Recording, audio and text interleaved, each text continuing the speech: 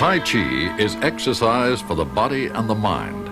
Meant to be practiced for a lifetime, it defies the myths of aging. Many people fear the physical and mental changes associated with aging have to limit their enjoyment of life. Geriatrician Dr. Michael Gordon feels these are myths. I would say the main myths associated with aging is the assumption that just because you've reached age, whatever age it is, and I've heard it said about 70 or 80 or 90, that certain things inevitably must happen. The usual myth is that everything stops, or anything that's enjoyable stops, and whether that's intellectual function, physical function, sexual interest, it all must stop because you've reached a certain age. And that's a myth. Throughout their lives, people's bodies do change. A lifetime of use gradually wears down most of the physical structures of the body.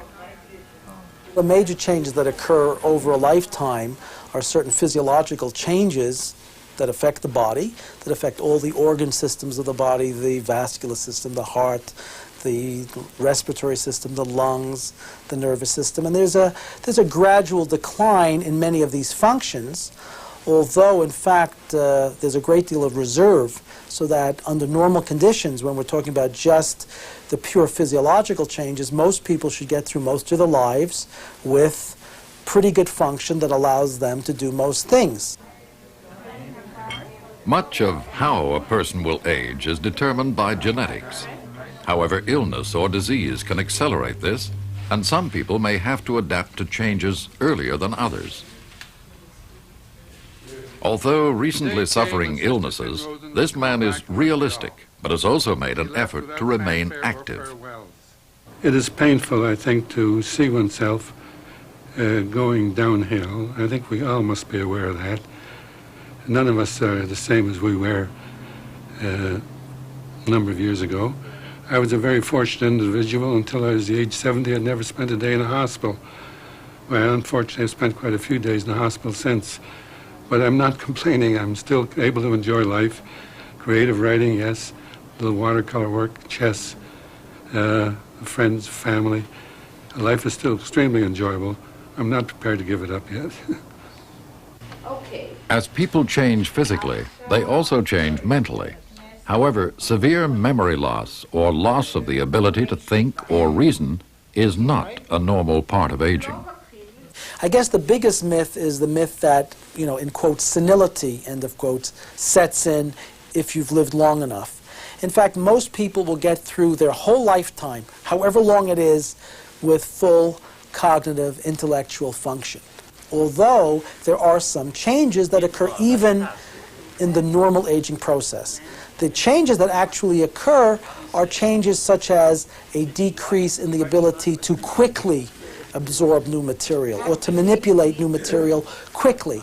Not the ability itself, but the speed. Dramatic changes in mental function can result from diseases like Alzheimer's disease. But the majority of people in old age do not suffer from these illnesses.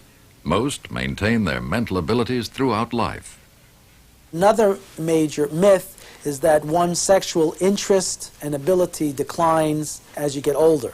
Now, of course, older depends on how old you are when you consider this likelihood. When you're 20, you assume that it must be when you're 30.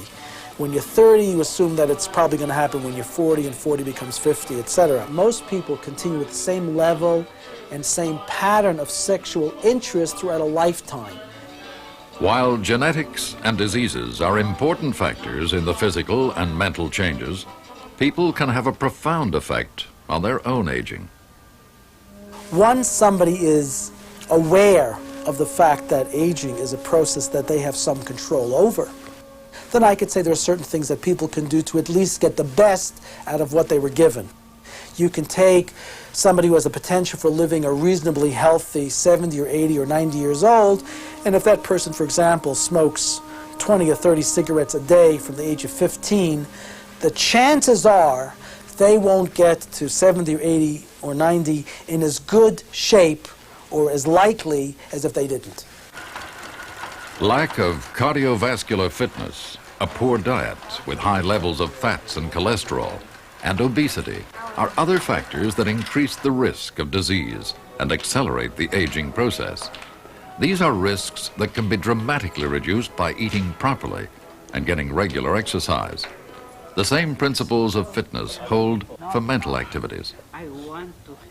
People who keep active intellectually are usually more capable of intellectual function for longer than people who don't. Normally, most people keep their basic mental faculties throughout a lifetime, but that doesn't mean they perform at the same intellectual level throughout a lifetime. Now, some of that decline, rather than being due to a real loss of intellectual function, is due to a loss of practice. If you've lost the interest or knack or practice of either studying or learning or acquiring new knowledge, you will have difficulty trying to do it suddenly. What do you mean the heads from the government? You mean the prime minister? Whether dealing with mental or physical abilities, it is never too late to begin working to prevent further changes. Aging is a gradual process, and even people who have suffered from diseases or years of poor living habits can slow further changes by getting active.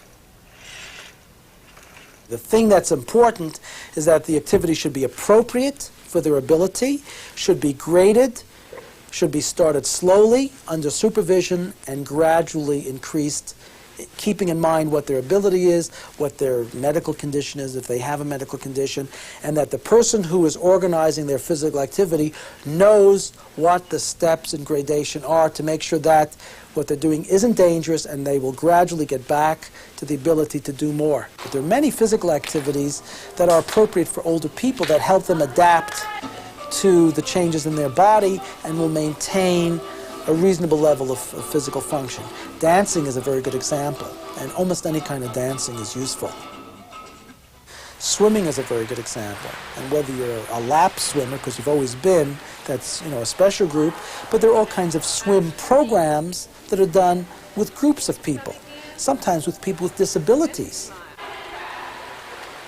Most communities have facilities to help improve and maintain levels of physical and mental fitness. These provide many different activities that can match specific interests and abilities. They also provide companionship and encouragement. These are both important factors in developing a good psychological attitude and a positive outlook, making retirement a time of peace and contentment. In whatever way they could.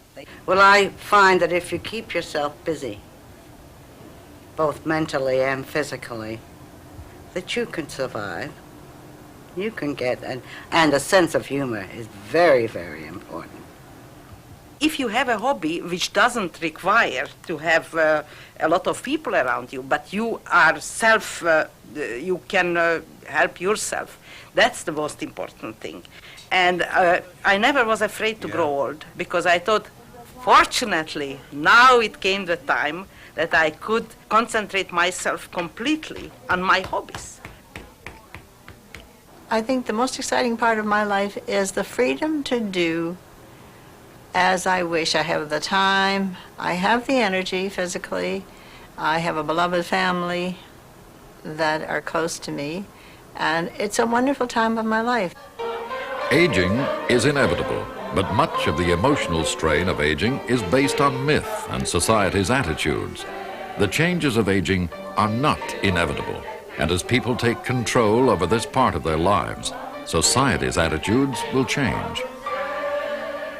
In North America, this is something that's been changing a lot in the last, I'd say, decade or two. The recognition, the acknowledgement of the importance of the aged as part of our national fabric, as opposed to being a group that was somewhere off on the side that were the sort of the rag ends. I think we now accept they're part of the national fabric, and whatever arrangements we make as a society have to include our older population as an integral, as an important, as a respected part of that total fabric.